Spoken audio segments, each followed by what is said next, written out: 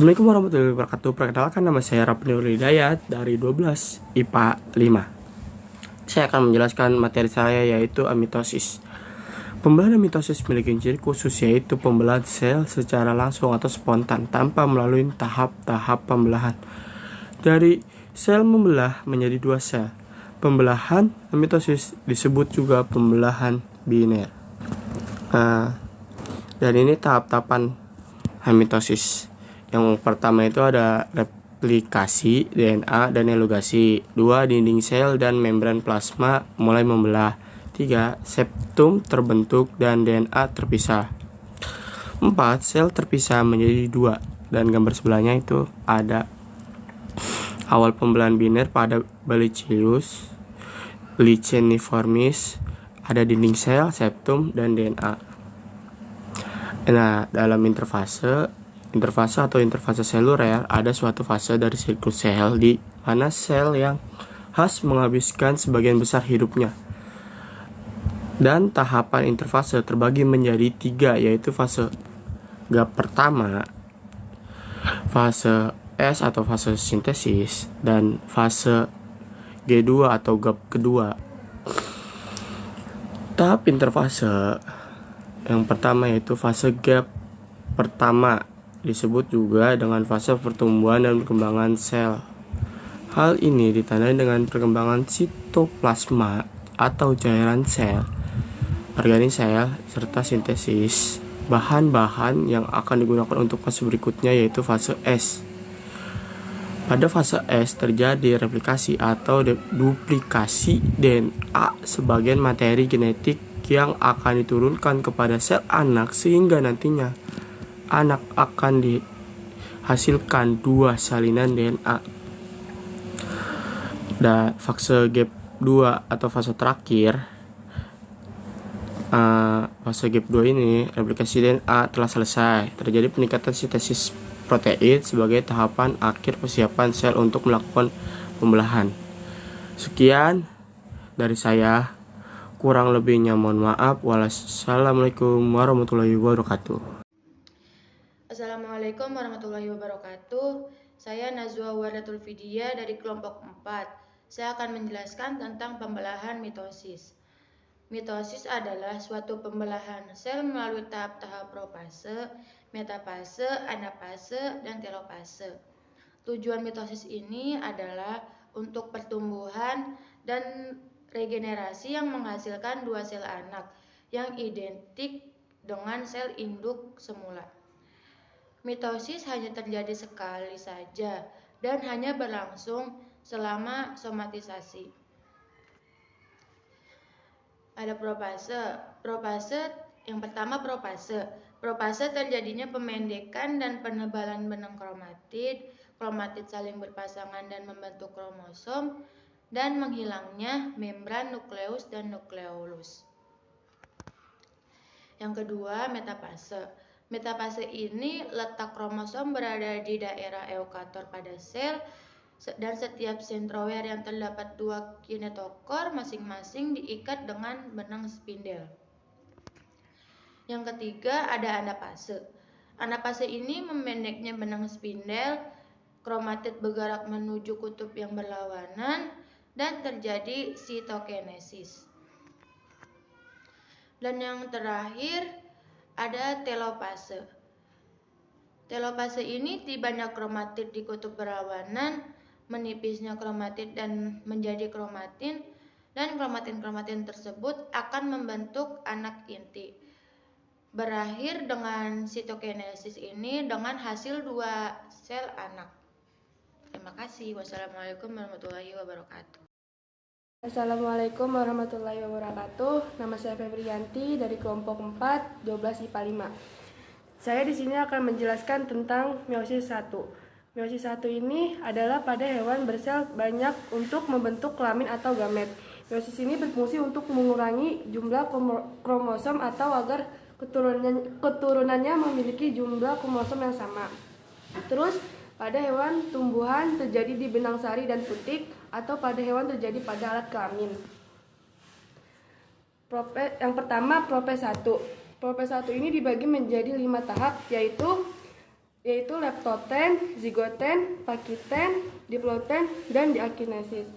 Saya di sini akan menjelaskan satu persatu dari 5 tahap itu. Yang pertama, leptoten. Leptoten adalah proses ketika benang-benang kromatin memendek dan menembal membentuk kromosom homolog. Terus yang kedua, terjadi ketika kromosom homolog saling berdekatan berpasangan. Terus yang ketiga, pakiten, yaitu terjadinya penggandaan atau replikasi kromosom. Yang keempat, diploten. Diploten ini kompleks atau sinaptonemal terurai dan kromosom homolog sedikit berpisah satu sama lain, namun tidak pada tempat terjadinya pindah silang sehingga bentuk tetrad sudah dapat terlihat. Yang kelima, diakinesis. Diakinesis ini adalah tahap terakhir dari proses 1 di mana kromosom berada pada kondisi terpadatnya dan membran ini hancur sehingga terbukanya kromosom ke sitoplasma. Terus yang kedua, metafase 1. Metafase 1 ini bivalen menempatkan diri di bidang tengah dari sel secara acak atau random. Yang pertama, kromosom homolog. Kromosom homolog saling berhadapan pada bagian ekuator. Terus yang kedua, sentriol. Sentriol ini lalu menjulurkan benang spindle yang berkaitan dengan setiap kromosom homolog. Yang ketiga, anafase 1. Kini kromosom homolog atau masing-masing terdiri dari 2 kromatid yang saling memisahkan diri dan ditarik oleh benang-benang gelondong ke kutub sel yang berlawanan. Yang keempat, telofase 1 terbagi menjadi 3. Yang pertama, inti sel mulai terbentuk. Yang kedua, sentriol kembali menjadi sentromer. Yang ketiga, sitokinesis atau peristiwa pembelahan sel tahap terakhir. Nah, hasil akhir pembelahan meiosis 1 menghasilkan 2 sel anakan dengan kromosom haploid atau N karena terjadi proses reduksi kromosom. Jeda waktu antara meiosis 1 menuju meiosis 2. Assalamualaikum warahmatullahi wabarakatuh. Saya Adinda Lintang Aprilia dari kelompok 4 biologi kelas 12 IPA 5. Di sini saya akan menjelaskan tentang materi meiosis 2 yang terdiri dari pengertian tahap-tahap dari meiosis 2 yaitu profase 2, metafase 2, anafase 2, dan telofase 2. Pada tahap ini terjadi pembelahan kromatid bersaudara atau berpisahnya kromatid sister. Kemudian pada meiosis 2 sama dengan mitosis, namun hasil genetisnya sangat berbeda. Pembelahan meiosis 2 bertujuan untuk menghasilkan 4 sel anakan yang bersifat haploid atau N.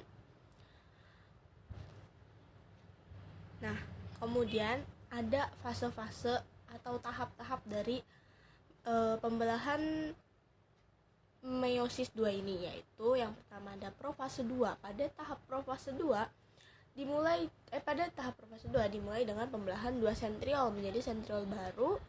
Kemudian nukleusnya akan lenyap dan kromatin masih memadat menjadi kromosom. Bisa dilihat seperti pada gambar yang tertera. Memasuki fase kedua atau tahap kedua yaitu metafase 2. Pada metafase 2 ini kromosom bergerak menuju bidang pembelahan atau bidang ekuator. Kemudian sentromer yang terikat oleh benang spindel yang berasal dari sentriol. Bisa dilihat sendiri pada gambar tersebut, gambar kromosom itu letaknya rapi, tersusun rapi pada bidang ekuator. Dan ada benang-benang yang mengikat sentromer. Kemudian kita masuk ke tahap ketiga yaitu anafase 2. Pada anafase 2 ini, benang spindle mulai menarik salinan kromosom. Kemudian kromosom berpisah dan bergerak ke arah yang berlawanan. Bisa dilihat sendiri pada gambar tersebut, benang spindelnya menarik salinan kromosom tersebut. Dan kemudian kromosomnya itu berpisah dan dilihat dari gambar sendiri itu agak berjarak gitu. Dan kromosomnya tetap berupa haploid. Nah, tahap terakhirnya itu telofase 2. Telofase 2 ini masing-masing kutub memiliki sebuah kromosom yang haploid. Kemudian benang spindel pada akhirnya akan menghilang. Nah, pada tahap ini akan terbentuk 4 inti yang di setiap intinya memiliki setengah pasang kromosom haploid atau satu salinan DNA. Bisa dilihat sendiri dari gambar tersebut, terdapat 4 inti yang dimana udah nggak punya benang spindel. Assalamualaikum warahmatullahi wabarakatuh. Saya Sri Astuti ingin menjelaskan tentang materi spermatogenesis pada hewan. Proses spermatogenesis ada 5 bagian.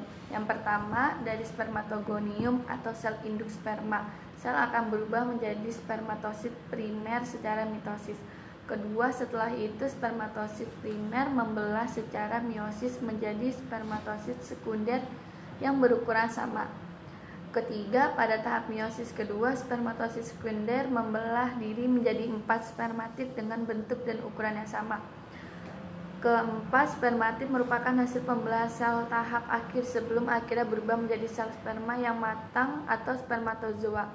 Kelima, spermatozoa akan bergerak ke dalam epidimis, tabung penyimpan sperma yang terhubung dengan testi.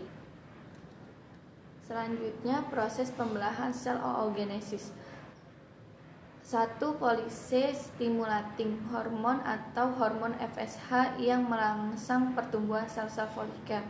Kedua, luteinizing hormone atau hormon LH yang merangsang proses ovulasi atau pengeluaran sel telur.